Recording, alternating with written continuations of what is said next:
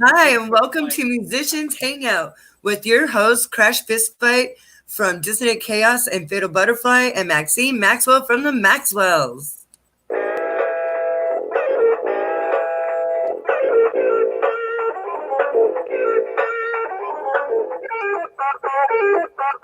Hey everybody, happy Wednesday. It's great to be back. How I y'all almost said Happy doing? Friday. Oh my gosh, yeah, because we have our Friday stuff too. Oh, Oh it's been goodness. a long week. It yeah, these weeks keep feeling longer, that's for sure. So I'm going to go on to Musicians Hangout right now, and I am going to share our live feed that's going on right now on my page so that other people can watch live now. And I will Woo-hoo. do the same as soon as you are done. And then you can go over the mission statement. Well, and thanks StreamYard for being so awesome and enabling us to do something like this, especially now during the crazy quarantine in most places.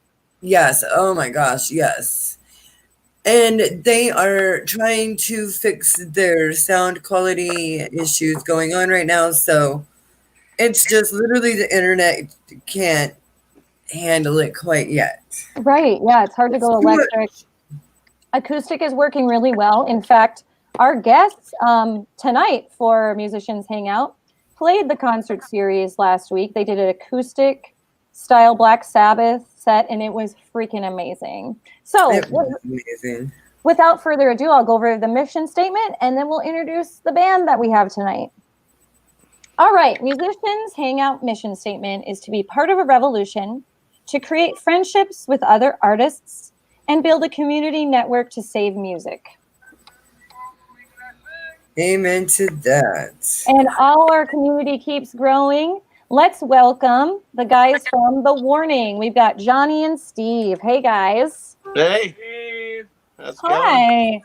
So go ahead and tell us a little bit about yourselves. You start. No, you go first. No, you guys start. No, you go first. All right. I'm Johnny. I'm the president of Non-Existent Records.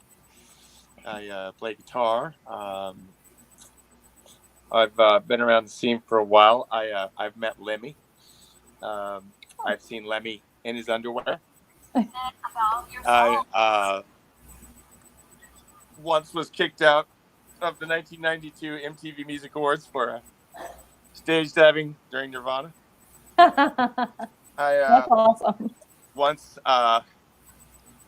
blew the ears out on the Bruce Willis band when Kenny G's microphone was engaged. Oh. By me, and it sent a blast of feedback across the back line that I can still see. I can still see the horn section jumping. Yeah! And I hit that thing. And I remember Bruce Willis turned into his Luca Brasi-like bodyguard, kind of whispering to him. You know, he was very scary. And then pointing at me.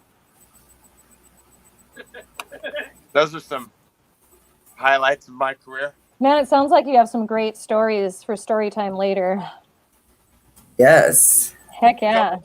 Can't wait to hear about those stories. I'm blessed. What can I say? Here's Steve. Hey, everybody. How you doing? Hi, Steve. Hey, Steve. How's it going? So I guess, I'm pretty much the resident Aussie around here. Yes. Yeah. So, it's been cool. It's been a cool experience playing in Sabbath bands. I've actually been in two Black Sabbath tribute bands. The first one I helped form back in 2011 was Dominus Sabata.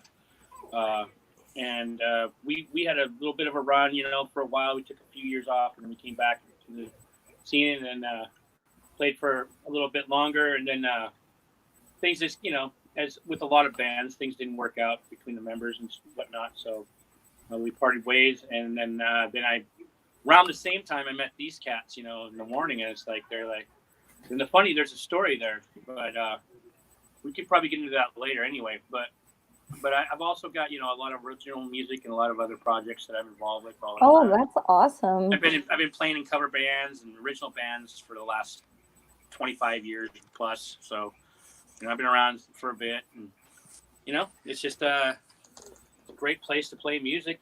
Great scene here in Seattle, and I love Most it. definitely. Hopefully, we can keep it alive. Yeah, definitely. That's what we're all about. Right? Yeah, keeping it alive, definitely. Absolutely. And I wanted to mention the first time I met you guys, we opened for you on the Three Ring Circus of Rock tour back in August. That's right. Yeah, at the Royal Bear with Debbie Blackout, Hard Circus. That was a Tim Weatherly. Clonapalooza deal, right? Yeah. Yeah, it was really, really fun. Yeah, it was a great show. It was. Amazing. And you guys were awesome. You guys were rad. Thank you for giving me that experience because Sabbath is one of my favorite bands. So you covered it very well. Well, you guys were amazing on Friday's show. Everybody that played that night was great. I mean, it was just one of those kind of nights where everybody gets together and just like we're like brethren, and music, and just everybody just kind of bonded with each other, and it was really cool time. And a lot of different styles of music that night too. So that was kind of an interesting show. It was really fun. I liked it. Yeah. And what a cool venue. That was my first time playing at the Royal Bear. Mine too, actually. Yeah. I've heard a lot about the place, and yeah, I hope we can get back there. Yeah, me too. I hope so too. Oh goodness. So I was going to ask you guys individually about how you started your journey as a musician. So Johnny, did you want to tell us a little bit about how you started out your music career? Yes, I do. But as I do, I want to take you on a tour. Oh, yes. Let's go for a tour. Yay. I think that would be fun. Okay. That is fun. That is fun. Let's do it. Okay. I'd like to show you first some art. This is a piece done by a young lady who is also a bartender at Tony V's. Oh, that's cool. Oh, very, very cool. Yeah. The collage piece. I don't know if you can see the details. What's her name? Do you remember? Barbie. It's Barbie. You guys know Barbie? No, I actually haven't been to Tony V's yet. I was supposed to play a festival there on May 1st, but now that's been, canceled, postponed, whatever. Right. Well, this is part of the vast, we joke, the vast totalitarian shopping mall that is the non-existent records manufacturing complex. And this is the art gallery, one of many art galleries, actually. Here's a little piece. This is, looks like a lady doing calisthenics. Okay. That's kind of cool. And here's kind of a naked lady. And then here's a Confederacy of Scum poster. Oh, that's cool. From 1997. Oh, wow. Oh, wow. That's classic some of the now. acts on here, like Oh, I love that painting. Oh, that is sweet. And, Or that. In a place called the Outhouse in Kansas. Yeah, in Kansas. Really? An infamous place in 97, really big deal. The band I was working for at the time was Zeke. And this is when I hooked up with a band called Nashville Pussy, who I worked for briefly. Okay. Anyway, here's some more art. Most of this art in the home is basically and the complex is covered with art because we're all about art here. So that's really cool. That's awesome. Do you know some of the artists or? a lot of art here is done by my mom, actually. Okay. Yeah. Nice. Yeah, we have a bat here. Oh, I love the bat. You got to have a bat. You have to. I have a couple bats myself. Oh Not my in God, here, but in my living room. Yeah. Yeah. Very It cool. was a pain having that sucker stuffed. Let me tell you. And I'll show you. Here's one of my primary axes. It's all hung up. Nice. Yeah. Yeah. It's pretty cool. It's got a lot of the appropriate, decoupage. Here's one of my primary axes here. Anyway, this is all part of the non-existent records complex and our private recording studio, which That's just awesome. That is great. shamelessly. I'm actually sitting in my studio right now. So wait, now it's gonna get dark for a second. Then I'm gonna turn on the control room, the studio. Okay, sweet. Right, so this is like the studio portion. Oh, that's cool. Yes, very And good. it's circled in green paper like this so that we can do videotapes in here, and then you can key in backgrounds. Sweet. doing green screens too. Nice. So That's awesome, I guys. could show you some videos. Mhm. Steve, wave or something. There's Steve. See, that's something. There's where Steve is. Hi, Got Steve. that, cookie, all this stuff. But part of the experience of recording here it used to be called the Caligularium, was the name of the studio, but now we're calling it E-Town Sound because that's friendlier, I guess. Let's take it just from Edmund. There's a pastoral experience. We get to go outside here. Ooh, we're going on quite the adventure, I see. Ooh, we are. Uh-oh, internet connection's getting a little choppy. But it's still cool. Did you ever watch a movie called The Song Remains the Same? Led Zeppelin? I have not seen that, You no. still there? You've never seen that? No. The Led Zeppelin saga? Well, there's a scene in this movie, The Song Remains the Same, where you're traveling through the woods.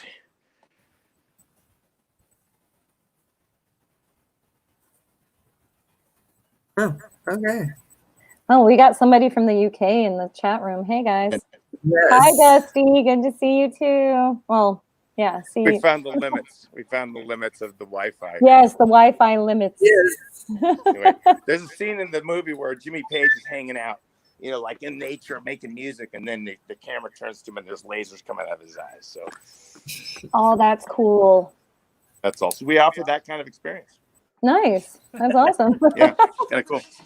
Well, and I just want to say you guys offered a really good experience during our live feed. Your set was amazing. Thank you so much for playing for our Corona concert series. It was so good. Oh man, that rocks. You know what? Yes, you guys were amazing. It was kind of a new experience for us doing the unplugged version of Yeah. Sabbath. It's actually quite challenging.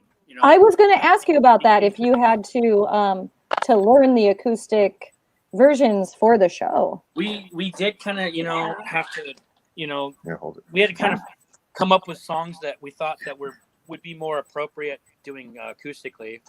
Of course, some of the more ballady types of songs, not so much as the heavy metal, iconic songs and stuff. Mm-hmm. But we did try to throw in a few of those, but it's like, it was challenging. It was not easy to come up with that stuff. So and we look forward to trying to experiment with that a little bit more in the future. Maybe some smaller venues that could heck yeah, do like some conga drums and some acoustic guitars. It was so beautiful. Like, it's all about the energy. It's not so much about the volume all the time. So that's exactly. kind of how we look at it. But and it is hard. That was a lot of fun, and we look forward to doing more stuff in the future. So it was super cool. Yeah, it was really super cool. You guys did a great job. Thanks for learning that for us. And it will. You'll be able to expand your career that way too. That's good to know. Well, we've been thinking about doing this for a while, so that was kind of a good kind of a launching pad for us into that realm. Yeah. So, I mean, a lot of bands have obviously done the unplugged stuff, but I don't think Sabbath ever really had like the MTV unplugged moment, Right. So that was kind of our test run on that. So that was, we didn't have it perfect, but it's something we can work on and stuff too. And I look forward to having the whole band present when we do it next time. So that'd be great. You guys really missed out on Theo. He's an amazing bass player. Hi, Theo. He's pretty new. I'm sure he's watching. New to the band, but he is so fanatical about Black Sabbath that he is the total geezer butler, man. So when you guys get to meet him, I can't wait till you meet him. He's played a couple shows with us, and man, he brings a whole new flavor to a whole new energy to the band. So, but we're looking forward to getting back out and playing again soon. So hopefully. I also wanted to compliment you guys on your first song. You did "Ordinary Man" from the new Ozzy Osbourne album. Brand newly learned. So oh my gosh, I was singing every word. I love that song. Oh my gosh, it was so good. It was so cool. We learned that maybe in like a couple days, just so and then And then Thumper, our drummer, he just showed up with his congas. He's like learned it like 5 minutes before we played it, pretty much. So Oh, good for him. Yes. Yeah, he's just like, I don't know how good this is gonna sound. Like, dude, you're a drummer. You're gonna make it sound like a whole drum set. I know it. And he did. Like, he did. He brought it. So he brought it. You guys all brought it. Thank you. He always does. You guys were amazing. Very fun to watch. Yeah. Yeah, it was kind of a different flavor. So It is different. It's not like you're at a club, and you guys are amazing in person, but like to bring it to a virtual screen is challenging, and you blew it away. So good job. Yeah, and especially when you can't see like people's faces or read the room, so you don't really know what is going on.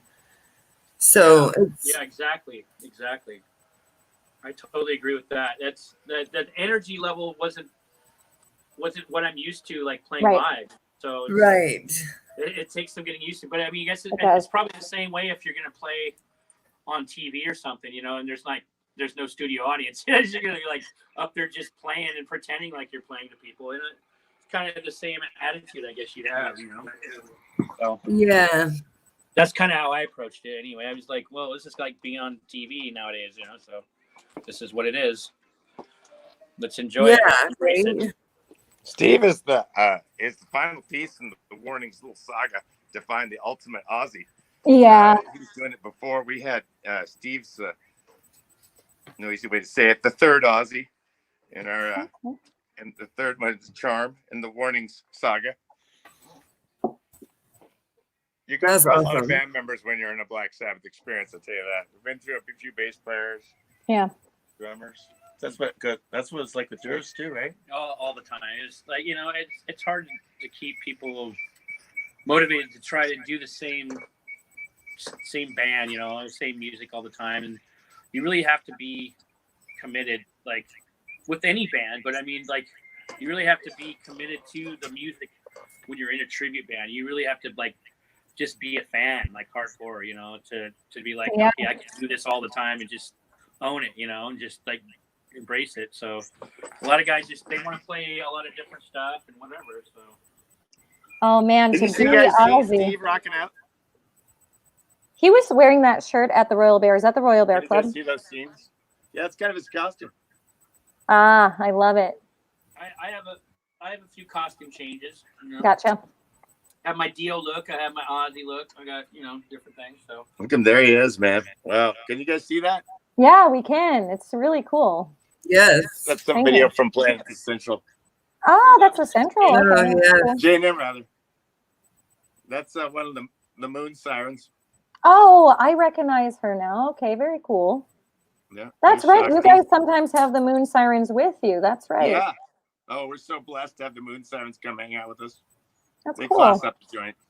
They totally bring another whole experience to the experience. Because it's an experience, you see. It is. It definitely is. Yeah. And if you don't have it, they're certainly more pleasing to the eye than I am, for sure. They're easy to look at, that's for sure. I'm still jealous you can be Aussie, though. I love Aussie. Oh my God. That's pretty sweet. You can be Aussie, dude. I know what you mean. You're so awesome, man. You got the great voice too, man. Yeah, you do. I've done a lot of homework to, I've studied him and I've listened to his music my entire life. That kind of helped, So, and he's one of my idols. So, I get it. Yeah. Steve's he's gifted, man. We would go to do these karaoke shows and he'd be doing like Queen. He'd be singing Queen. Oh, nice. Yes. All the really radical shit, and he's pulling that shit off, man. That's awesome, dude. Those are all my icons. They're all the people that I grew up listening to, and that's how I got influenced to do music, So, I mean, it's like second nature. You got some good pipes, man. If you can do Freddie Mercury, you got some good. Oh my God, yeah, good totally. pipes, man. I said that. With the first time we went out there, because we were doing this karaoke night. Remember, like back when we used to be able to go out places? Oh my God! Sit down and have drinks. So long ago. It seems so simple. Back in the good old days. Oh man, yeah. Like go out at any time. We could just go. Hey, do you want to go to? We'd have like a whole choice. We had choices of places we could go. Everywhere to go. Yeah. It was so amazing. Oh my God, I'll never take that for granted ever again. I can't wait till my grandkids tell their grandkids about the time I used to do that. There's nothing to do. There's only 50 places to go. Jesus Christ. Fuck, man. I swear to Oh, God. guys, I forget. Johnny, did you finish your story about when you started being a musician? Oh, that's right. I don't think I even got started. I don't think started so. That's okay. You started the shameless spirit. self-promotion. That's right. That's right. No, It that's was more fine. important. All right. Free flow. Let's go Free back. flow. I You're was fine. sound. He can't sound. Yeah. Don't forget that the members of the Warning are also the members of Zombie Jihad. Yeah. Oh. Yeah. So Okay. zombies. That's another. Zombies That's Jihad. another story. You gotta Oh, get yes, the yeah. camera right so they can see the T-shirt. Yeah, that's the original wing. I'm looking you up. Okay. Oh, I played a show with Zombie Jihad. Yeah. Long time Uh-oh. ago. I think it was Good or bad? That doesn't sound good. Black Zia, I think we played. Oh, I already liked you guys. Oh, really? I found you. What happened at the big ZJ show? I wonder which permutation of the band you got. You know, I cannot remember, honestly. It has been like 7 years and about 1 billion shows since. You can't remember? But I remember I had a great time. Oh, that's good. Let's just leave it at that. And I'm out here. Thank you. Thank you. Don't you have a Black Pussy sticker on your guitar? Say it again. A Black Pussy sticker? Don't you have that on your guitar? I think I did at one time or another. Yeah, Black Pussy. I know those guys. And their other band, Orange. What's it? Oh, Black Orange or Orange White or whatever. You know the other? Yeah. Man, that band, Orange White, it was the band whose name I can't remember, but it was bizarre. It was Orange White. That was the most freaking amazing show I've seen in forever, man. And then the BP band came, the Black Pussy band. Yeah. Came, and they were even better, man. I love those guys. You've been like a fun you're familiar with the rapture of the Black Pussy then. Yes, yes. I think it's so stupid. Yeah. Well, it was originally Negrito. The original name was Negro Cat or whatever the Spanish name is for cat. Oh. Negro Gato. Gato. Yeah, it was Negro Gato. Oh, That's the okay. original name. And I'm not sure why they went with to change in the other thing, but you know, everybody gets a turn to be stupid. I've got a band called Zombie Jihad. I know. I know. They won't even play me on the radio just because of the name. Ain't that an Arab word? So, you know. Oh my. Yeah. Yeah, the censorship. We got you. Yeah, I know a bunch of people that have actually played with Zombie Jihad. Well, Dennis Campbell, he played guitar, I guess. wait, you know people who played in Zombie Jihad? Yeah. Well, everybody gets a turn. Yeah. Right. Once you join, you're a member for life. It's kind of like Uh-huh. blood in, blood out. It's okay. My band Fatal Butterfly is kind of the same way. Oh man, Fatal Butterfly. And see now, I recall you guys being really good. It's a blur for me thank too. you. I can't put them side by side. Fatal Butterfly. I thought the name was really cool. It is, yeah. I couldn't remember for even a split second what you guys sound like or anything, but I do remember going, well, the name and the band matched. Yeah. Thank Super. you. I have always liked Zombie Jihad.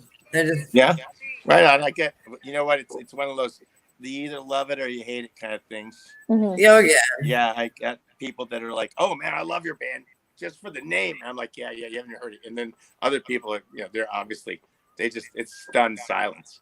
Oh, I get you. I got a friend's band of mine. He named his band Death Fetish. And he gets that raised eyebrow every once in a while too. Like, what? Let's go see the Death Fetish. Yeah, I think that's because limited in your crowd. He feels like he has a fetish with death because he overcomes it all the time. Like he's almost died like 9 times. Yeah, so that's why he calls it Death Fetish. And the 9 lives man. I mean, I don't know. Maybe yeah, right. It up. I was all about rebel and and just trying to make statement and shit. It doesn't sell, but that's okay. Yeah, but it makes for great stories. Sorry? It said it makes for great stories. It does. It doesn't. You know, we had some cool shows, man. ZJ, we have a show. We're gonna play Hemp Fest if there's a Hemp Fest. If there's one. Yeah, we're able to. Very cool. Nice. Yeah. Nice. You guys, Hopefully, you guys want fingers to be in my crossed. band? You guys could play too. Oh, that would be fun. Oh, Yeah. Yeah. Yeah, we would totally do it. All be in the same band. That's world peace. Actually, that probably wouldn't lead to world peace. You know, if the world was ran by musicians, it would be unorganized, but it would be nice. Right on. It'd be like a giant festival, right? Yeah, it would be. Yes. I want to go back to that original question. I don't know. Are you guys familiar with the movie called Mr. Hulo's Holiday? Gosh, it sounds really familiar. Yeah. Oh, well, that's kind of like, I think right? that was one of the birthplaces of my musical start, was the theme song to Mr. Hulo's Holiday, which I just happened Oh, to. that's And cool. then there was also the theme song to Mission Impossible, which was just like dun dun dun Dun, dun dun, dun dun, dun, dun. Yeah. dun dun. Yeah. But the big moment for me, as far as the beginning of something that I really wanted to be part of, was the theme song to Hawaii 5-0. Mhm. Big Yes, horns, totally, dude. just da, da, da, da, Yeah. Da, da, da, da, da. Appreciate the Da, drummer. da, da, da, da. Da, da, da, da, da. da, da, da, da, da, da, da, da, da, da. Ba, ba, ba, ba, ba, ba, ba, ba, ba, ba. Ba, ba, ba, ba, da, ba, da, ba, ba, da, ba, ba, ba, ba, ba, ba. And then it had the chick doing the hula dance and the surfing. It was just the coolest. Oh my God, that shit rocked. Later on, I've actually been to like where that airport is in Sandy Beach, Hawaii. yeah. Wow, cool. So you understand the rapture of the Hawaii 5-0 theme song then. Yes. Yeah, Oh, that's God, a badass yes. song. No doubt about it. Then later on, that morphed into like Speed Racer, and then later on, started getting into Oh, yeah. the bands that we played around my house when we were growing up. The records that were on forever was like Tapestry by Carole King, and then that morphed into like Elton John. Nice. And then came exposure to grown-up stuff, and then came Zeppelin, Hendrix, and all that stuff. Sweet. Yeah. I love And Hendrix, then- man. Mhm. Then came the guitar, and then it was then What you're was your alive. first guitar? What was your first guitar like? What was it? It was a red SG, like Tony Iommi plays. Okay. Very Yeah. nice. Yeah. How many guitars do you own now? Let's see. Have you counted? 1, 2, 3 electric guitars. One of them is a double neck, so that's kind of Yeah. 4. I saw that. And That's then cool. 1, 2 You got the acoustic The guitars, acoustic bass. 1 dobro, 1 acoustic bass. That's a lot of guitars, man. Yeah. Yeah. Nice collection. Good collection. Mm-hmm. Yeah, Very good. Steve, you got a bunch. Steve here is, by the way, is a fucking amazing. He's multiple instrumentalist. You can play drums, Ooh. bass, guitar. What else can you play, Steve? Yeah, tell us about your journey. Play extraneous percussion equipment, harmonica. Yeah, that's about Yeah, it. you're grabbing the phone again. I gotta get my drink. All right. Yeah, gotta have that. So yeah, I've been playing music pretty much my whole life. I started out learning how to play violin in 5th grade. And the story goes, well, this is the story, but I used to take my violin in 5th grade and I wanted to play rock and roll guitar with it in my bedroom instead of practicing the violin. So the strings kept breaking. And I don't know if you're familiar with any of those stringed instruments, but those strings just don't break like weakly. Oh, I it's didn't not like know a that. guitar. Okay. Yeah. I was using like a penny. I would steal a penny and then I would use it for a guitar pick, and I would sit there and I would ding ding ding ding ding, just trying to play a guitar. Aw. So, my parents were like, "Oh, this is getting expensive," so they got me a snare drum. So I started learning. Then next year, I was a percussionist. Started learning the drum rudiments and all that stuff. So that, and for the next couple of years, I was a drummer. So I learned how to do all the stuff from a concert band, and got into that later that became into like jazz music and stage band. And I started getting a trap set and stuff. And around the time I was about 11 years old, I wanted to play guitar again. So they bought me an electric guitar. So 7th grade, I think it was. Yeah, I got an electric guitar, and my first guitar was a semi-acoustic T-Skill Del Rey, and it was the worst guitar in the world. It was like an inch off the frets, so you couldn't even. It wasn't even, and I learned the first song I learned on that thing was NIB. One string, like the bass, so the beginning at the end of it, like most people, it's Deep Purple, Yeah, Smoke in the Water. Yeah. For me, it was NIB. That was the first song. So, but my dad was like, oh well, he bought me this guitar at a garage sale, and I thought, he likes this thing, so let's see, maybe I'll buy him a better one. So the next guitar he bought me was a Gibson Les Paul. Oh, yes. And so I had that guitar one's for nice. a long, long time. And my first guitar teacher saw my first guitar. And he's like, you can't even tune this. You need to just put this on the wall or something because it looks nice, But that was it. So it became wall art. My first guitar became wall art. Yeah. And then, Gibson Les Paul was my second guitar. So from that point on, I was a guitar player. Nice. And I did that for a few years. And I also still played drums in the band. And I was in high school. I did a jazz band, and I did concert band, and I did marching band. I did all that stuff. So I played all the instruments in marching band. And I was the guy that could read music. So they were the ones, they're like, well, who out of the percussionists can read music? Oh, you can. So I guess you're playing bells. Oh, that's cool. Yep, you Thanks. would. Yep. Yeah. But then I could also play chimes. I could also play the xylophone. I could play anything else that had a musical note to it. So that's awesome. I could read rhythm and note. And so I could read bass clef and treble clef by the time I graduated high school. So I basically, and I started playing upright bass probably in my junior year, I think. Yeah. For the jazz band. Neat. By the time I was a senior, I was playing lead guitar, and pretty much guitar was my instrument, so it's like, oh, you need a lead guitar part? Here you go, this guy, so that was my high school years. Sweet. And then after that, of course I had bands in high school, and like my first rock band I had was called Public Disturbance because we'd always get the cops called on us every weekend.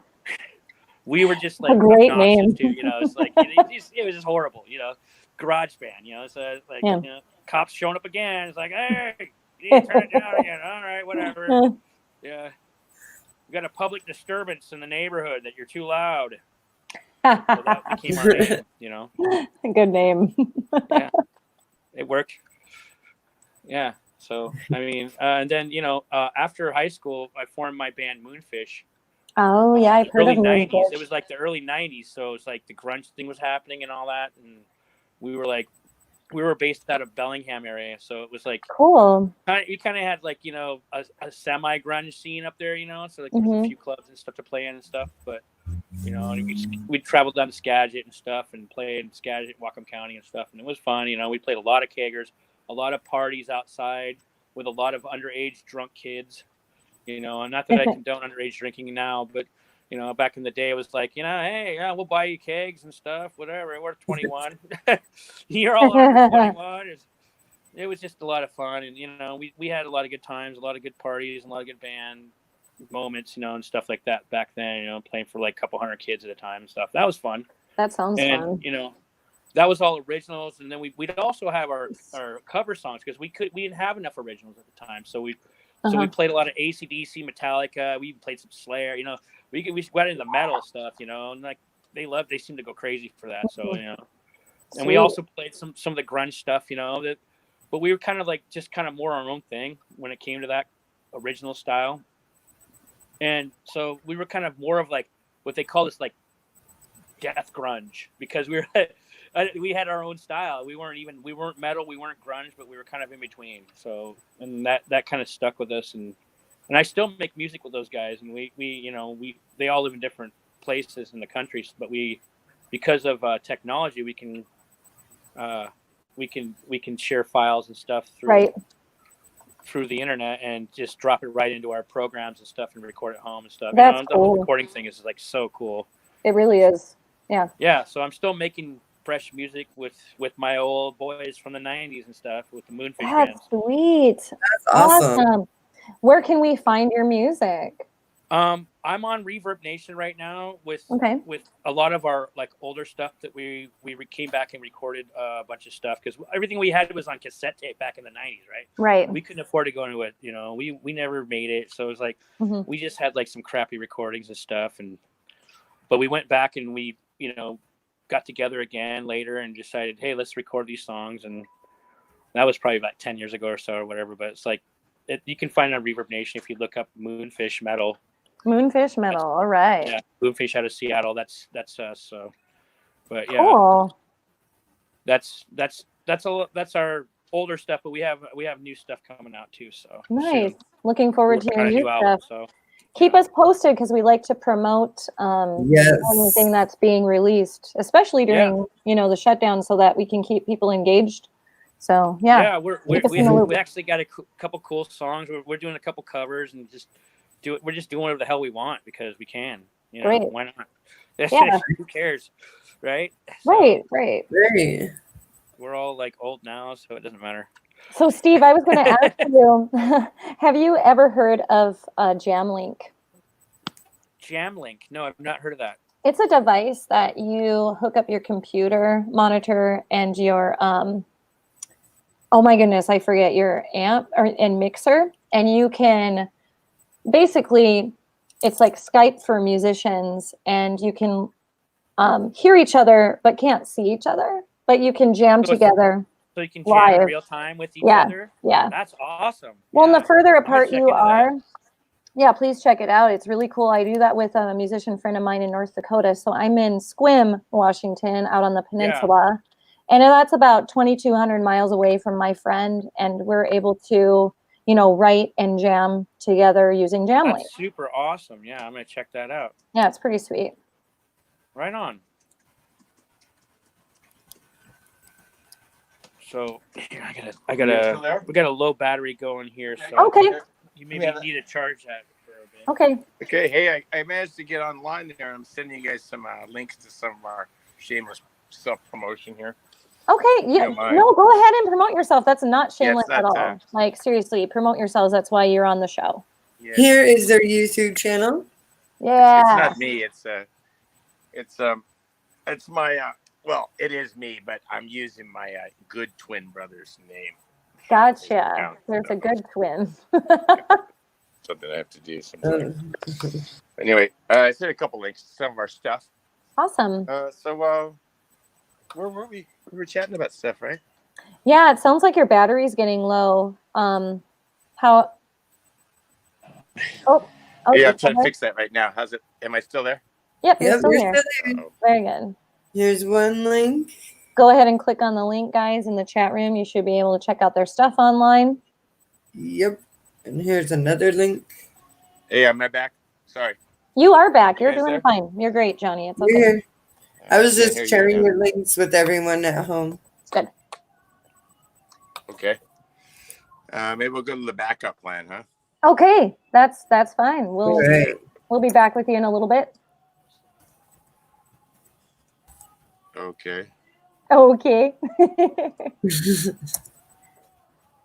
I like your hat, by the way. Yeah. That's pretty sweet. All right, I'm gonna fix this for us. Okay, cool. Okay. So while Johnny signs in on his laptop, I believe it is, we'll do some promoting for ourselves. Go ahead, yes. So, as you guys know, week 4 of our Corona concert series is coming up this Friday. And this Friday, we have, and this is our lineup, we have Kaimi. Back again. Hi. Hi, hold on just a second. You guys hear us again? Yep. Yeah. Hold on. We have Kaimi, and his last name, hold on, I actually have it right here, is Hanado. Oh, cool. He is from Hawaii. Nice. And then we have Coffin Smasher. Ah. Joe Leroy, Kendra and the Bunnies, Black Shepherd, and Breno Honorio from Spain Ooh, going to be with Spain. us. And one thing about Kaimi, the guy from Hawaii, is he was one of the finalists for EP of the Year 2020 Nice. for somewhere in Hawaii. Oh, wow. That's awesome. Very cool. Yeah, no, that's a big, huge congratulations to Kaimi. And we are really looking forward to having everyone on the show. Yeah, definitely. So tune in. Friday night, show starts at 6. So definitely tune in. And don't miss out. Yes. All right, Johnny, we're back. Johnny, Wait. Okay. Hey guys, hey. can you hear us? Yep, we Yep, can hear we you. can hear you. You can hear. It's great. All right, cool. Well, that was fun to do that with the phone for a little while at least. Yeah. Yeah, it was. It was nice to take the tour, see your studio. I love the lights that you have on back there. It's really cool. I can't. Well, and you guys had those lights on during your performance on last Friday. We had some lights. Yeah, we tried to fancy it up a little bit. I tried to bring in the studio into the picture on that, but I couldn't. Well, in which room were you in? Were you in this room that you're currently in, or were you in your studio? Well, this is the control room Okay. Oh, gotcha. here, and there's microphones for us to sing into in the control room, and then Ah, double different recording environments. There's a studio that's adjacent here, which I showed you. And then there's another room upstairs in the living room, which I got a snake run through, and then there's another one out in the garage. So fancy. it is fancy. What I'm trying to emulate is the experience the Red Hot Chili Peppers created when they created a record called Blood Sugar Sex Magic. Oh yeah, yeah, I'm familiar with that. Very cool. Yeah, they just rented a house and I don't know if you guys can see my tattoo. I guess you can't. Oh, that. Can you see it? Yes, nice. very cool. Look at that. My Red Hot Chili Peppers tattoo. Yeah. Okay. That right. I'm a huge fan. That's cool, Crash. I've been lucky enough to work for the Red Hot Chili Peppers a couple different times. Really? Yeah, Nice. great job. That's awesome. That's awesome. And I must say that their crews are some of the best, Really? friendliest, and the nicest crews anywhere. And that's the sign of a well-paid crew. Ah, yeah. See, and I like hearing stories like that. I hate hearing stories of, well, they were assholes Yeah. and, everybody just sucked. And I hate hearing about that. It makes me sad. They're assholes for different reasons, though. Like, you want me to share a few road stories from Absolutely. Yeah. Story time, please. working? One particularly nasty Joe was a George Michael, and his crew were all Australian, and they had this set that they had to put together every night and pull it apart, and had been designed really poorly, and hadn't been designed by somebody who had to deal with putting it together and taking it apart a lot. And these guys knew this set like the back of their hand, like that piece you got to hit 5 times with a hammer and yell at it. I mean, it was like they hated it. I mean, it was like, and every piece of this set was like that. And they hated the set, so they hated life. And they would give us instructions like, and we'd be like, dude, I don't speak Australian. And I have no idea what you just said. I said, move the fucking thing stage right, motherfucker.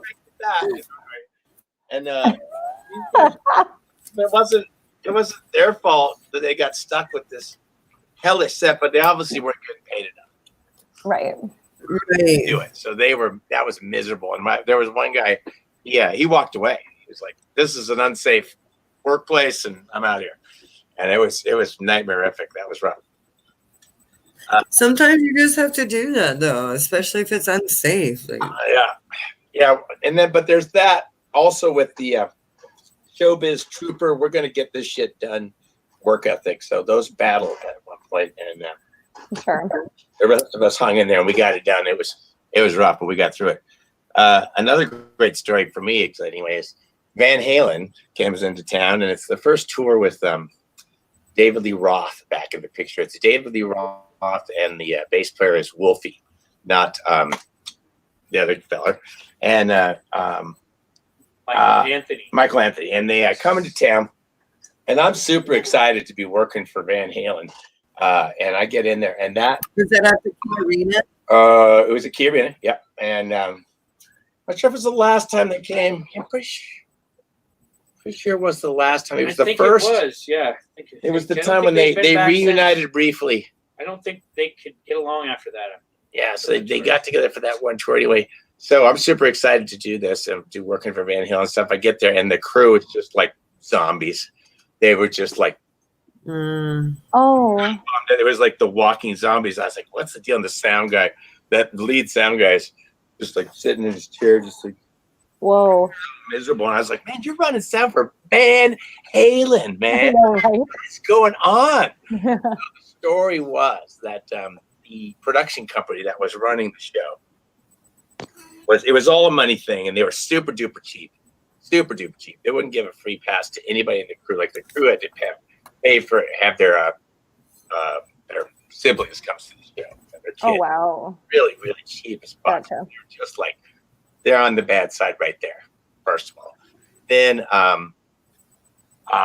apparently they were so cheap that they were like mid-tour. They weren't making enough money. They decided they were going to change sound companies midstream, like mid-tour. Whoa. Oh. Oh my. That's not cool. No. The monitor guy going, hey, if we were to by chance get a different sound company, would you come along with us? And then he spread it to the rest of the crew, so everyone knew that they were about to be, fired. Oh. The entire crew. Yeah. So it was like grisly. Oh my God, those guys so miserable, man. But nothing will ever match the story of the Kanye West show. Which oh my goodness, get the popcorn. Not part of it. The Kanye West show is the mother of all fucking hellhole shows. I didn't. The show right after Kanye was Pink, right? And I was working the Pink show. Ooh. It was Kanye's first show of his big tour. He's going to have it here, and people go in there, had a little bit of extra time setting up because it was the first show of the tour, and they figured they were going to have some problems, right? But it was problems just right out to the fucking wire. They were still like choreographing dancers when it was time to open the doors. I mean, they were still trying to work out dance moves. And the tech element was a nightmare. And they had this big elaborate set that they had made. Oh my and God. painted it. And they had painted over all the registration numbers to put it together. And so they made these crews stay there for like 48 hours, man. It was just a fucking nightmare. And then I come rolling in with Pink, right? The Pink show, I walk in, here's Pink's trucks waiting outside, and there's one truck there. I go, who's this? He goes, that's Kanye West. I go, don't they have a show tonight in Vancouver? He goes, yeah. They ain't gonna make it, man. Oh man. Then they canceled the next night's show, and he blamed it all on the IATSE, the Seattle stageheads. Fucker. Sorry. Hey, Miss Nats. Those are good stories. Axl Rose wouldn't allow any of the crew into the facility until after he had passed, in case he might have to brush up against us. That was fucked up. That was wow. Oh man, yeah, that guy's. I'm not surprised. He's all the way out in the rain. Cold-blooded. Yikes. But it used to be in the golden age of concerts, man. You could like wheel and deal and do some dope deals and get some free passes and all access passes or whatever, or you could show up at the show early and get to see the show and stuff. Man, all that stuff's out the window now. It's so expensive to see. Wow. So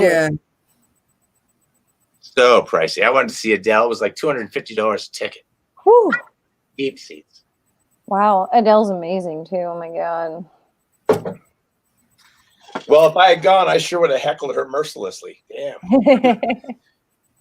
Seriously, because what I love about Adele is she's so sparse. You know, her music is so like it's so much space in it. You know, it's like a big piano and her vocals, and drums. That's it. she's playing at the concert. There's a full fucking orchestra. Wow. You're missing the point. And then she does a song for 3 minutes, and she talks for 10 minutes, and that's another 3-minute song. Huh. That wasn't. I love Adele, but that was not a great concert.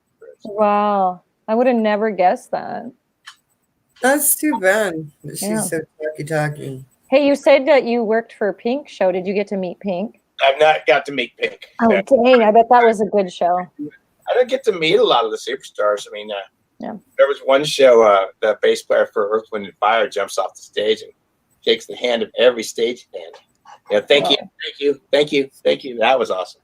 Oh, that is awesome. That You is deserve that. cool. You guys deserve that because it's a lot of work. It's fun just to be around them, man. I mean, I was really close when I was standing off stage when the Peppers played, and they come off stage and I get to watch them walk up stage. Stuff just looking at the life they live and stuff, and they're so badass, man. They're just I'm so jealous because I love them so much, and that is like my number one bucket list item is to see the Red Hot Chili Peppers. I still have not been able to see them yet. They're mellowed. They're they've really transformed. Early on the days when they play with socks on their things and oh yeah, oh no, I remember that. They were wild, man. Wow. I have loved the Red Hot Chili Peppers since the early to mid 80s. So, and they were really rambunctious, but I like the fact that they have grown up a little bit. But I still think that that would be one hell of a show. Oh yeah, they would put on another show. From what It's like every time I see Primus, it's a better show. That's cool. I've seen them. Those guys. I love the story of how the Red Hot Chili Peppers, Lee and Anthony Kiedis apparently were just farting around outside the Roxy, the place right next to the Rainbow in LA, and they snuck up the fire escape and managed to get in to just see who was there. And it turned out to be X. And so here they are, these two young punk kids, and they're hanging out with X. And they just get to kind of feast on that whole inspiration, and then they grow up to be the Red Hot Chili Peppers, right? Wow. That's awesome. Have you guys seen Sabbath in concert? Oh yeah. Fuck yeah. Oh yeah. I have. Yeah. Couple times. Yeah. I got to see them back in 2013 at the Gorge. It was pretty amazing. Yeah, I saw them that concert too. That was great. The 13 tour. Yeah. Yeah, we were there together. Woo, yeah, 13. Yeah, that's a good album too.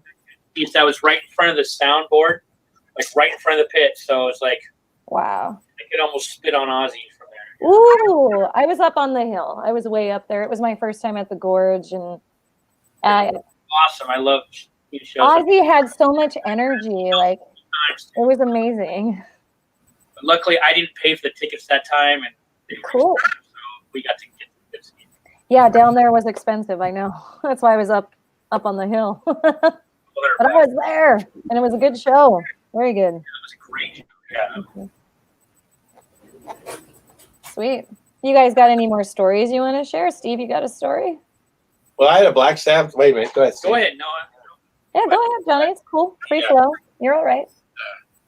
Never got the honor of meeting Ozzy, but I do know a stagehand, and I was just trying to remember some of his stories because he worked really close with Ozzy, and I was just like, oh my God, what was it like? Oh, Yeah.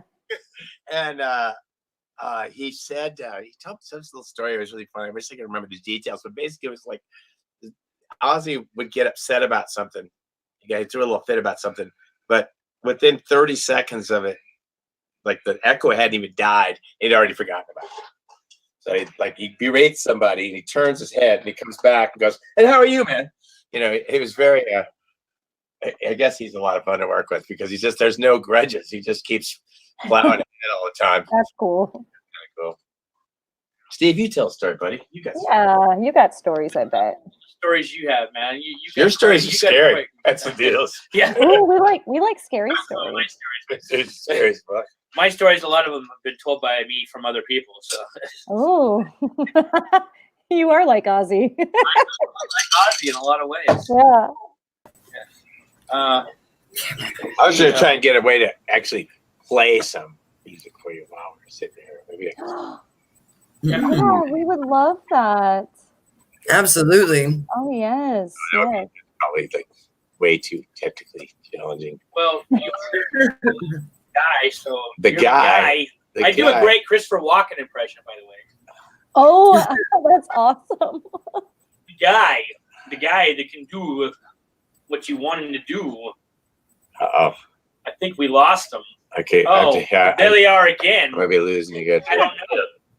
Can you tell me? Are they still there? Can you hear that? Yep. That's the warning. Playing a little bit of Dio. Hope you enjoy.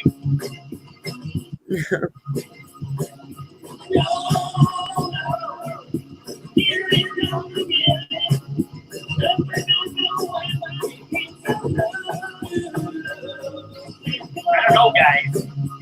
I'm thinking we need some cowbell on this song.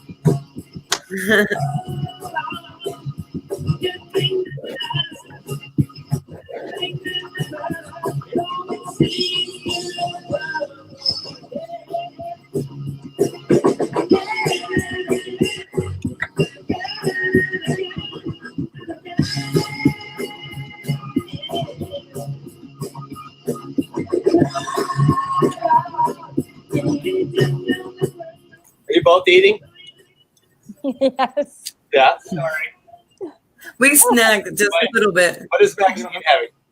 Yeah. Oh my goodness. So my husband Max made me a baked banana muffin in a mug. Oh, Huh. Banana mug. choice. Mhm. Yeah. I'm having cheese. What do you got, Tony? Cheese. Yummy. Just a piece of cheese. What's cheese? What kind of cheese you got? Colby Jack. Oh, well, that's good. Yeah. I wish it was pepper jack, or Colby pepper jack. That's my favorite. I love pepper jack cheese. And I love Colby. So you can't go. You got the creamy, you got the spicy. You can't go. Yeah. Steve is a fantastic chef. I've struck gold. It's Aussie. So Devin says he has a lot of you guys performing on his channel. Oh yeah. Hey, you guys know Devin Chrysler is by chance? Yes, met Devin. Columbia City Theater. I Devin, wanna say. stagehand brother of mine. He works for the mighty IATSE local number 15. That's the one to the 5. Yeah, wait a minute. 1 to the 5. Something. Anyway, Devin is he goes around and tapes people's shows, man. He does Yeah, a fantastic job. Yeah. he does. He does do a great job. Absolutely favorite Love Devin. people. And Yeah, we love him too. Love you, Devin. Thank you for being awesome. Absolutely. Yeah, the video we got of our band at the Columbia City Theater was great. I still haven't seen any video from when we play Columbia City. Same show. I just have checked out Devin Chrysler's site. If he Yeah. taped you, he put it up. Yeah, I'm sure. Marcio, what's up, homie? Word on Tony V's. Does anybody know, or is he doing a benefit or something to try and stay afloat? I want to say yes. I think that there's There is There's something like that'll a- put together like a GoFundMe. yeah, that's right. Yeah, GoFundMe. Like that. Rick Raff and Tina Nichols. That's it. Right? You're South End gals, right? Where what? Are you South End gals? Are you guys from the South End or where? I'm from the peninsula, so I'm on the Olympic Oh. Peninsula. I am in Lake Stevens. Right, Tony? Oh wow, that's even more north than us. Where are you guys Hey, that's at? from South. Tell our viewers where you guys We're in are. E-Town. Uh-huh. E-Town, baby! E-Town. That's our gang sign. Roughest retirement around. Edmund, Washington. E-Town. E-Town. Where the gangsters go to die. They just fade away though. Pretty sure. We're answering the chat room back. I got a girlfriend in there from high school. Hey Hannah. That's awesome. We used to hang out quite a bit. Hi. Hi. Steve says hi. Thanks for playing that music for us. That transferred pretty good, actually. Good job. Want me to play something else? Yeah, please do. I was going to say earlier, too, I'm originally from North Dakota. I moved to Washington 12-ish years ago. Big difference, huh? Yeah. Yeah, my different. My family says that I may live in Lake Stevens, but I jam in Olympia these days. So yay for drummers with bands. But hopefully the van won't mess up like it did last weekend. Fingers crossed. Everybody gets a turn. Everybody gets a turn. Some people take extra turns. This is a zombie jihad song. Sweet. It's off the upcoming album. Sneak preview. Nobody's heard this yet. So don't tell anybody. Please.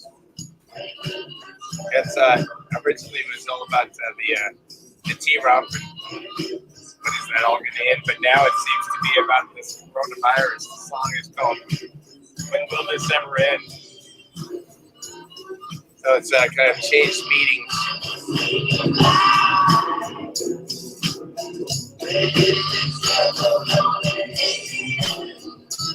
Kind of a jam song. Yeah, I can hear it. Good jam.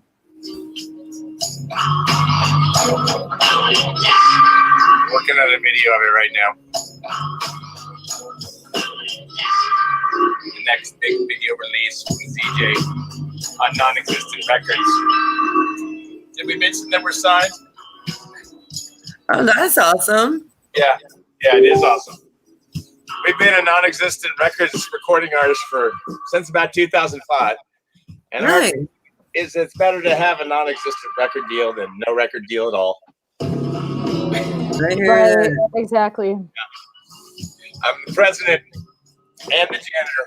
I do it all.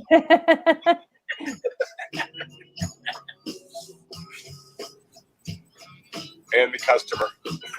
Yeah, right. We all are. Welcome to the music scene. Did you almost spit that out? That was pretty funny. Almost, but that would be alcohol abuse. So no party fouls here. I love you, Crash. I love you too, Steve. I need a little more. I've known you for a long time now. All right, I keep interviewing. You guys have any more questions? Or had a question? Do I get to sit in the captain's seat or just stay in my Take the car? con. Yeah. If you guys want to get to more questions, could you turn the music down a little bit so we can? Yeah. Can you hear me over the music? Yeah. I'll try that. It's hard to hear you guys over the music. What? Sorry. Huh? How's that? Perfect. Much better. That's great. That's great. What? So yeah, it's still now it's like a never-ending underscore. What? Sorry, I have When will guitar it ever here. gonna end? So a question I usually ask bands is,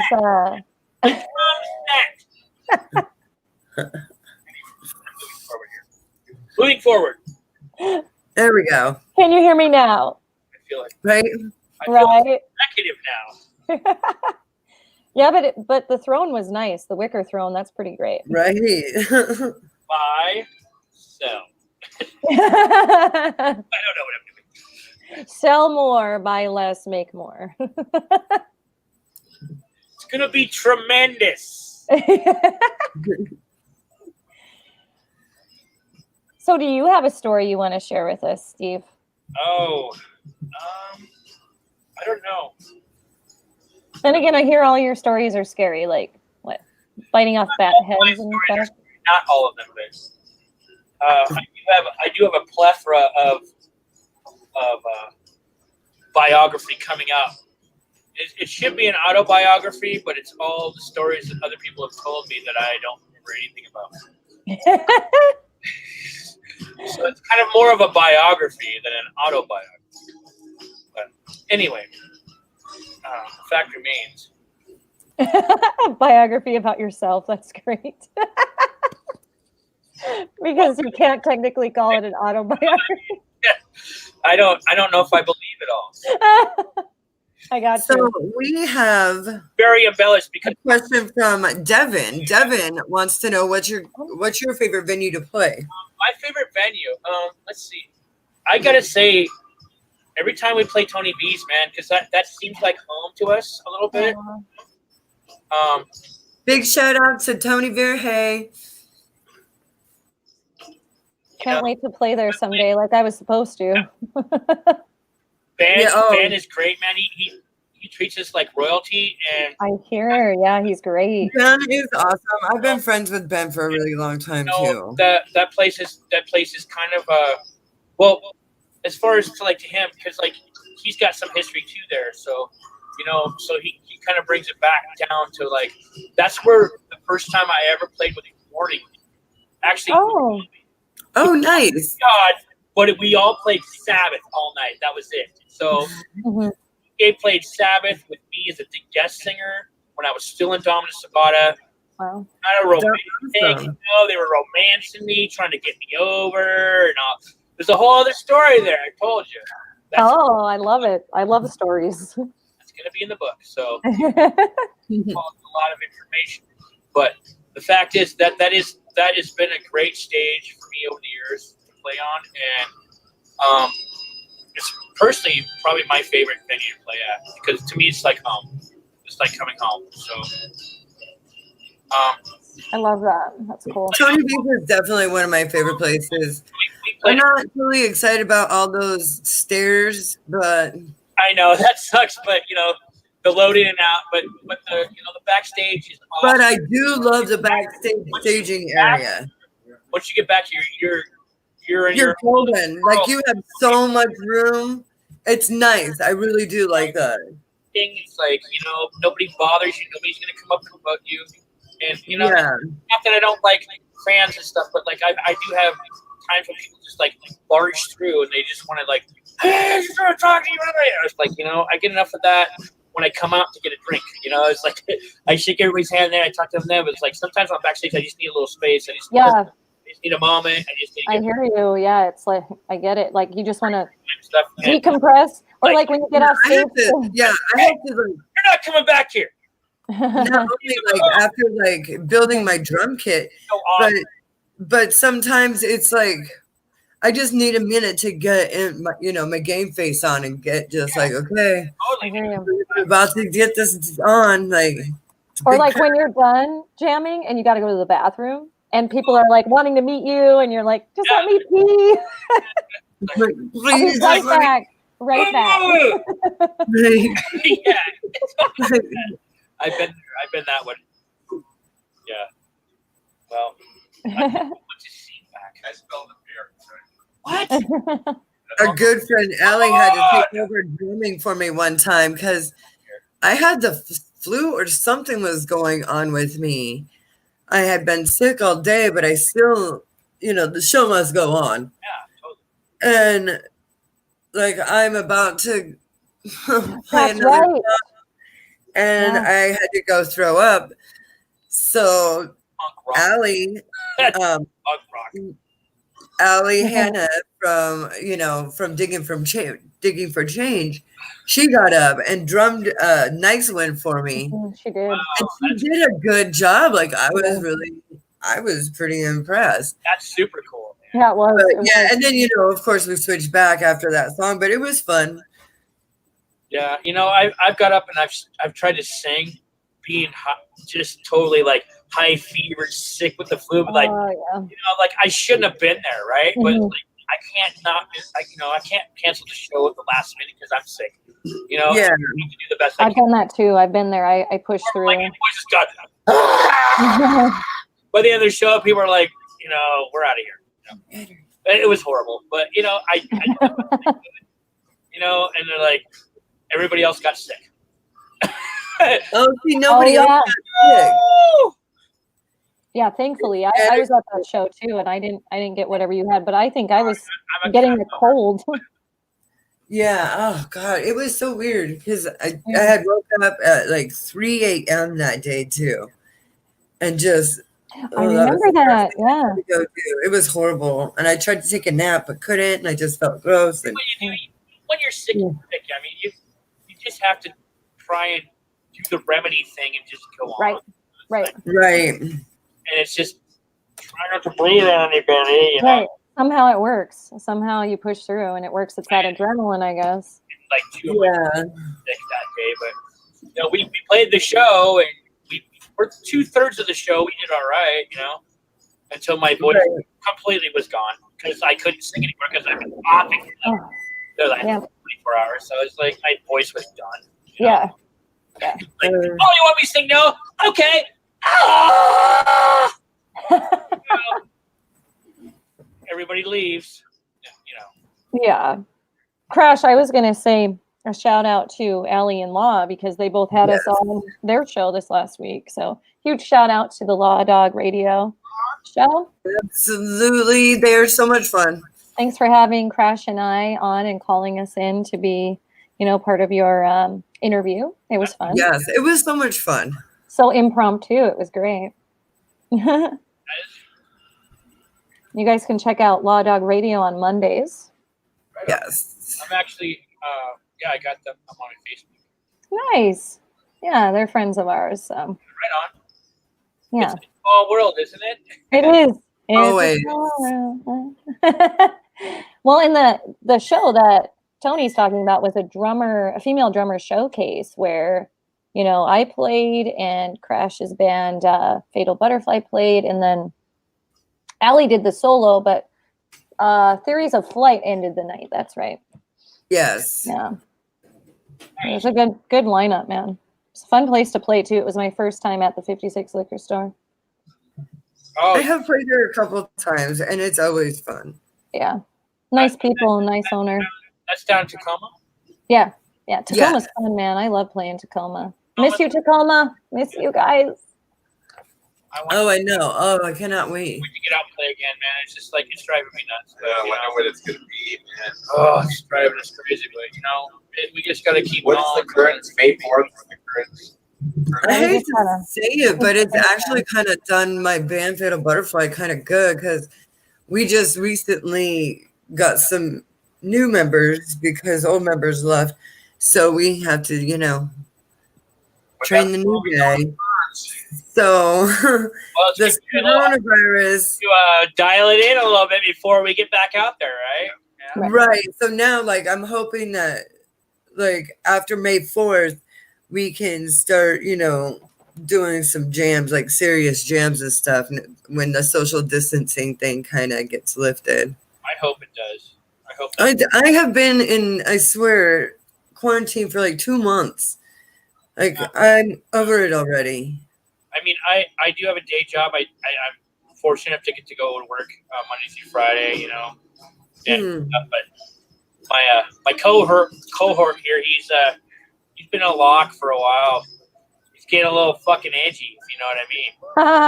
Oh, I feel it. Like I was so edgy, like for a couple weeks, and then this week I'm totally cool. Like I've accepted, and I'm just moving forward. I guess I don't know. That's this week. I'm getting past the accepting part. Now I'm getting stir crazy. I have accepted it a little too much, and I am ready to get something done. Yeah, well, it's a good time to get things done, you know, and it's a good time to work on your original music if you have the opportunity to work on stuff on Yeah, we've been doing that. A lot of recording. We even talked about doing our own music videos during this quarantine. I want to write new stuff, but I want to write because I'm learning how to drum and sing. Mm-hmm. And I'm up to 2 songs now, but they're both covers. But it's still okay. No, that's but I want to start though. You know, you gotta right. Well, I want to learn how to do more complicated stuff and sing. I just have to like be in the right frame of mind. You know what I mean? Yep. Absolutely. Yeah, I get you. So, and I gotta, I'm gonna write a song. I'm gonna write something. I've been in kind of a writer's funk for a while myself, and then doing stuff with my Moonfish band has like been kind of, you know, forcing me to have to think again, you know, and be creative again. It's like, well, you know, it's cool to start with some covers, work from there and just get back in the groove of doing that again. So it's a good idea, you know. Right. I think so. Yeah, definitely. And you know, Most I've been hearing from quite a few musicians and artists that they've had a creative block. And you know what, you guys, be easy on yourselves. Viewers out there, other musicians out there, artists, go easy on yourself. Right now we're in a crisis. And if you're feeling blocked, do something else with your time. Pick up another hobby. Do some yoga, meditation. Take a walk with your dog. Lots to do. Yeah, there's a lot to do to self-care. And then that creativity will start to flow again. It'll come back. It will. Kind of hard to get into a place when all this is happening. You know, really, it's a drag, man. I mean, it's really.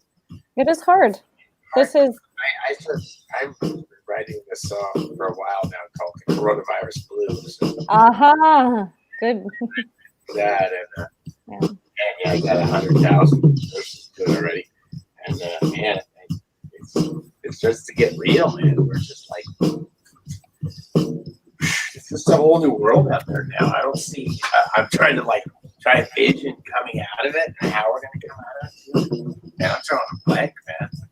I can't. It's really discouraging too because we have no leadership at the top. So we're trying to figure it out on our own. And here we are in a situation where we really need to have someone who's on the ball. Who really is understands the nuance and the width of this world-shaping problem. We don't have that. Far from it. Right, and well, through this virus, it's shown how ununited the United States is. All states are governed differently. We're not on the same page. We're not together with this.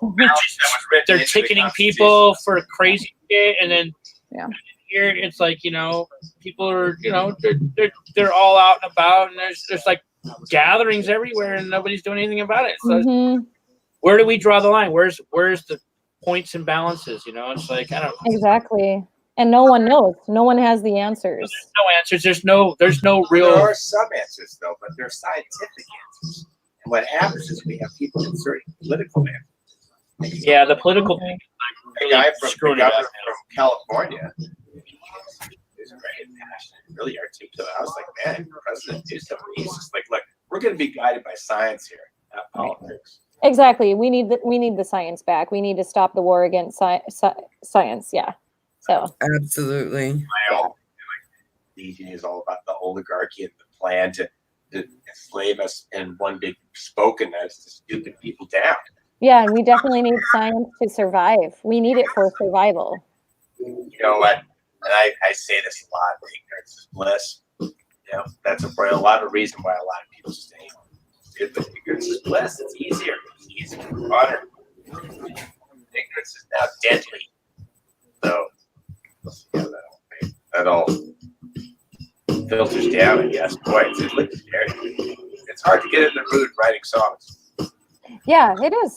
It is. And that's the same anytime, being an artist is anytime there's anything in us individually in our lives, it's to try and embrace it and to use the negative and all the extreme emotional expression we have to take to put into a song to make something that's art.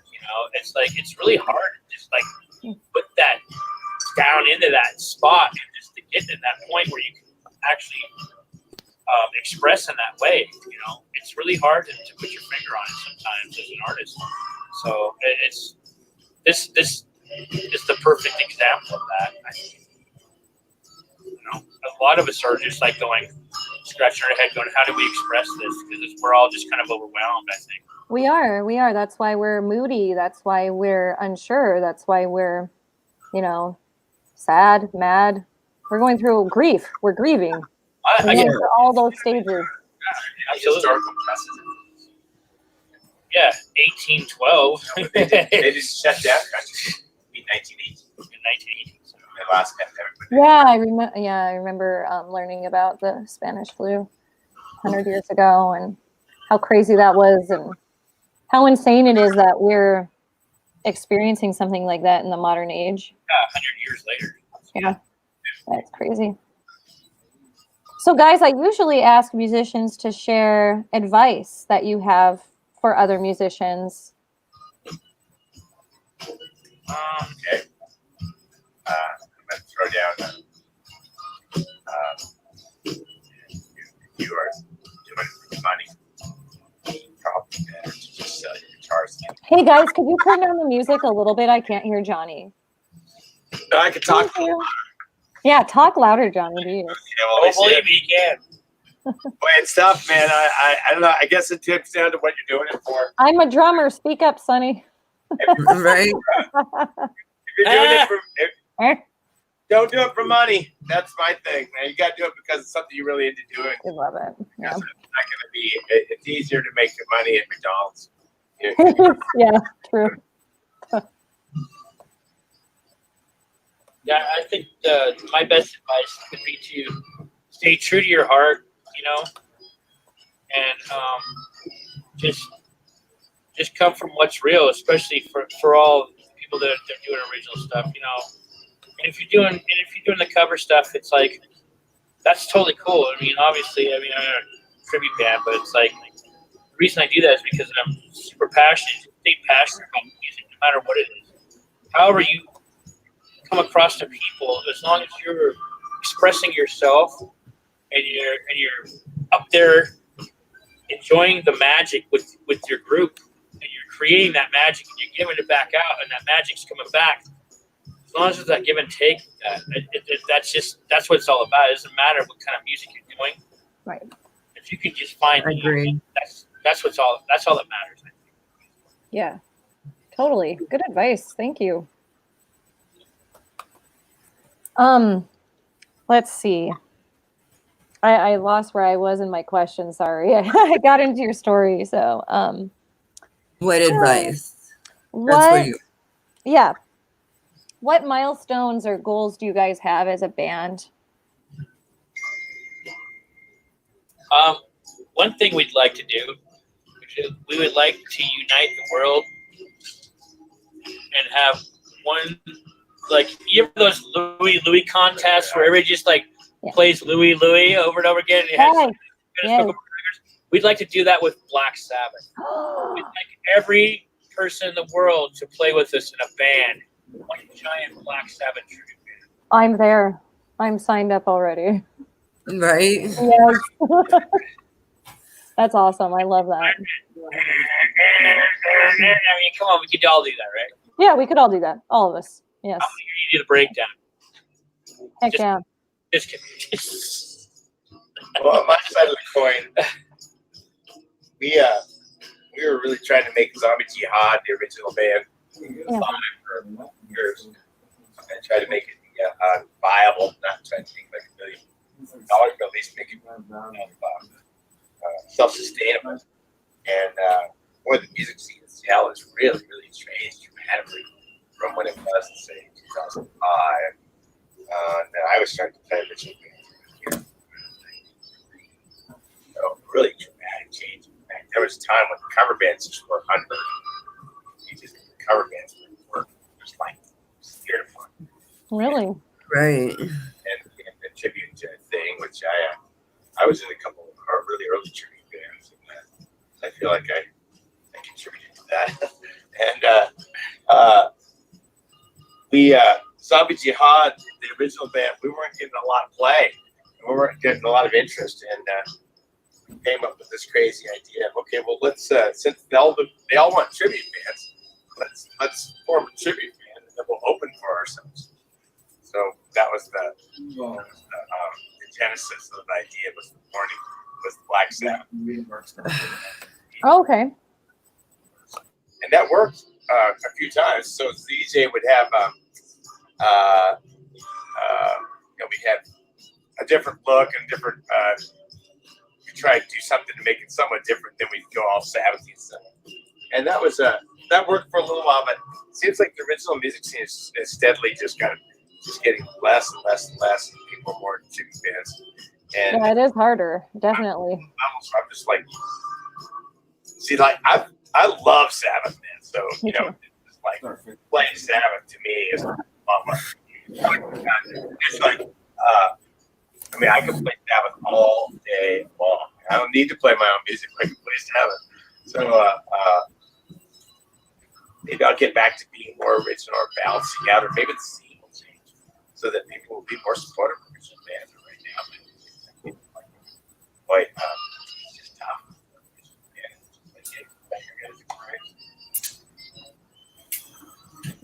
Right. What was that last part, Johnny? I didn't hear you. Your guys' experience? Yeah, that is exactly what we've experienced. So Yes. yeah. It's drag. That's why we created this. That's why part of our musician hangout mission statement is to save music, because it was already dwindling, and now with this this whole quarantine stuff, it's definitely stopped everything, but has made artists more innovative. Just like you guys, when you went acoustic for our StreamYard Corona concert series, like everybody's going online. You got to figure out ways to make it work, you know? Yeah, they're figuring out different ways to bring their music to streaming, because it's what we have to do now. Yeah, I wonder how the next Genesis is going to go, but it's going to really, this is part of what goes back to, it's hard to kind of like plan anything, right? Like to come up with new songs. Where am I going to play them at? Yeah. You know, I mean, I could do songs for myself, but go to the whole process of recording it and really fully actualizing like a full-on production of a song. Man, that can be work, you know? Yeah, it is work. You can go down a rabbit hole and stuff and get to the end and go, you know what? I think I really like this song. I finally figured that out. Boy, so it's tough. That happens. Yeah, you know? it happens a lot. It happens also when you do a song and you're like, man, this song sucks. Later, you go, wow, what's it? This song rocks. Yeah, you can listen to it like a few years later. It's like, why did I just? I know Why did I put this in the closet? You know, it's like, why didn't I? Yeah. So, man, I really admire you guys. What I was thinking about that. Like it depends a lot on what kind of businesses manage to survive. For Chatty, I was like, well, you know, when that first gig opens, boy, that's going to be a big night. Yeah, it is. We can't wait. All of us are going to be there, right? The lottery. And I'm like, boy, I hope that's the case. But, you know, even when we start to go back into the world, it's going to be different, man. It's going to be different. It's going to be slower. Who knows when it's going to be? Like We had a massive flood, you know, and then when the river settled, the route of the river has changed. So yeah. landscape has changed around it. So we're all going to have to learn how to live on that landscape. Yeah, I gotta adapt. Yeah, it's a beautiful way to explain that. Yeah. Good metaphor Really for it. good. Yeah. Yeah. So, and maybe it will start out that it'll just have to be really super small venues for a while. Yeah. But you know, people have to have music. Yeah, we do. We do. Especially us musicians. Exactly. It's our therapy. It's the way of life for us. Have to have Yes. Yeah. Devin said that was a really great metaphor, Steve. Thanks, Devin. Devin, you're amazing. Thanks for tuning in with us tonight. Most definitely. And hi to everybody else that's viewing and also in our chat room.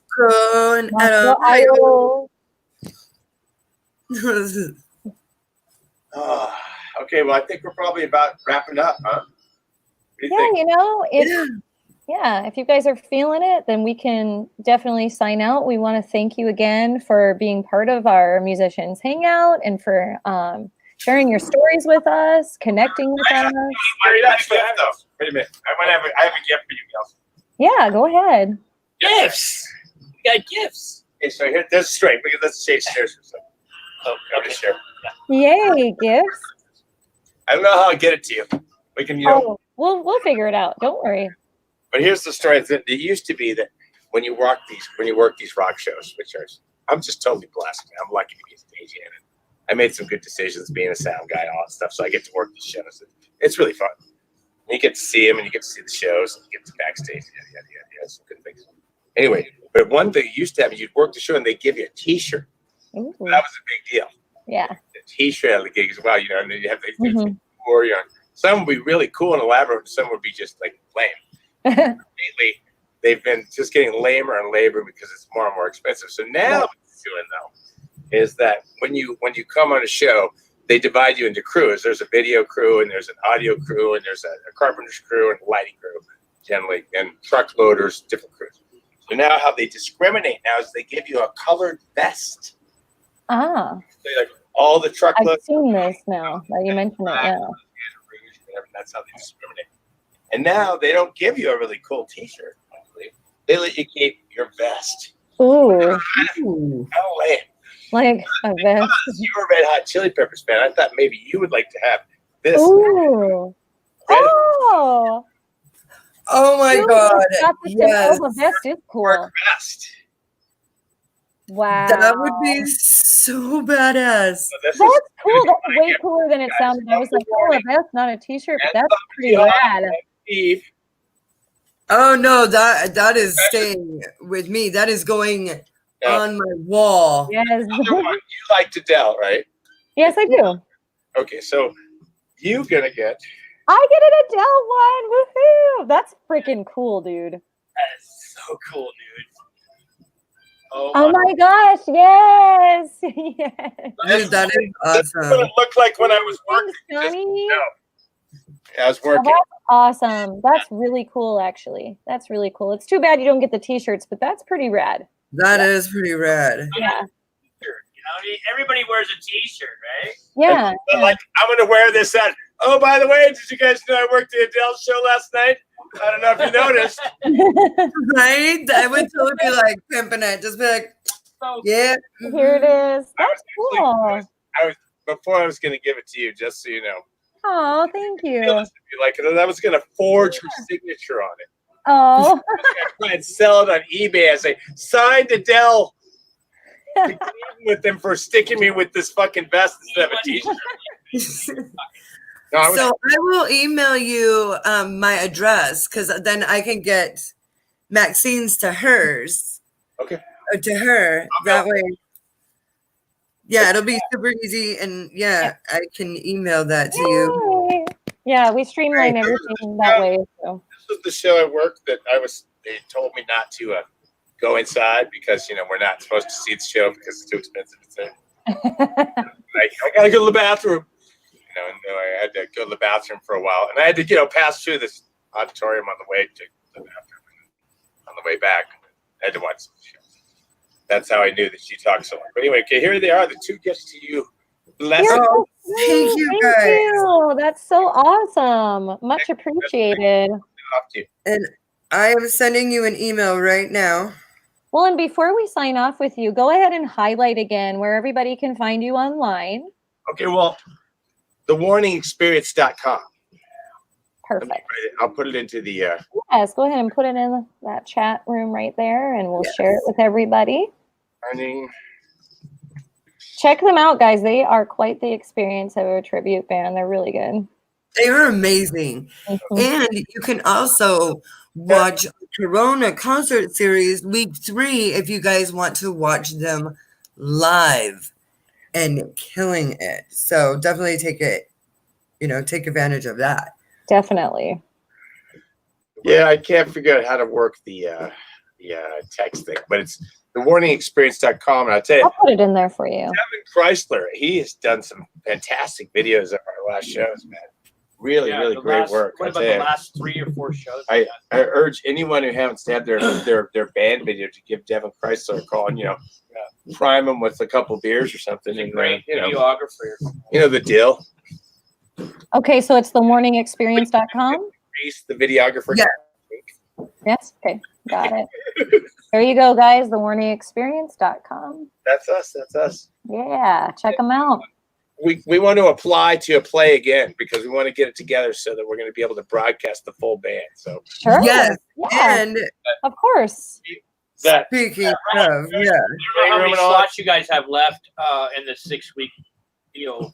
Well, we have some openings last. we do, and that would, which would be May 1st. Yeah.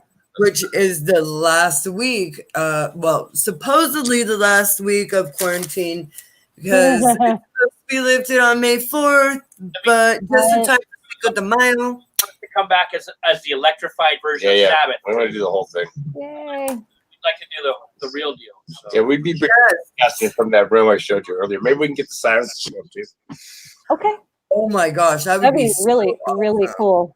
Yeah. We were gonna get him in the last scene. Like we had this window behind the window, but it was too late notice. Oh, that would have been cool. But yeah, I get the late notice. I understand. Yeah, well, show must go on. And bands are having to get really creative with the the lockdown quarantine with being able to get together. So a lot of people can't get together or play their full set with their full band, and we get it, So we're working with what everybody's got. Yeah, and let me tell you, we work hard for it too. Yeah, we do. Really do. Especially you, Crash. Cheers to you. Oh. Cheers to my girl, Crash. Cheers. Thank you. And cheers to everybody else on our board. And cheers to you guys for coming on the show and hanging out with us. And yes, thank you guys. And telling us about, the warning and zombie jihad. And and sharing your personal experiences and stories. The people out there trying to make it happen. Yeah. Alive. Let's keep it alive. Let's keep it alive. Heck yeah. Absolutely. So much for having us. You're welcome. Thank you. And have a great night. Okay, good night. All right. All right, guys. And thank you guys once again for tuning in. Sorry, I'm really trying to. Yeah, you look like you're busy messaging and emailing. It's okay. I wanted to shout out to our board that has been helping out with our Corona concert series. Thank you, Brandon Welch of Toast, for everything that you do. He does some of the scheduling, and he emails bands to get them set up on StreamYard, and he does our sound check throughout the night. So he's a very busy member. Yes. Also, I want to thank you for Justin Stable for doing all of our commercials, and that's a lot of hard work, and making sure that they are short enough but long enough so that there's no copyright infringements once again. Oh, YouTube. We love you. Yeah. So tune in on Friday night for our Corona concert series week. Is it week 4? Right? It is week 4. Okay, week 4. All right. Yeah. So we'll see you all you guys on Friday night. All right. And have a great rest of the week, and we will see you Friday. Awesome. All right. I'll take us out. All right. Do it.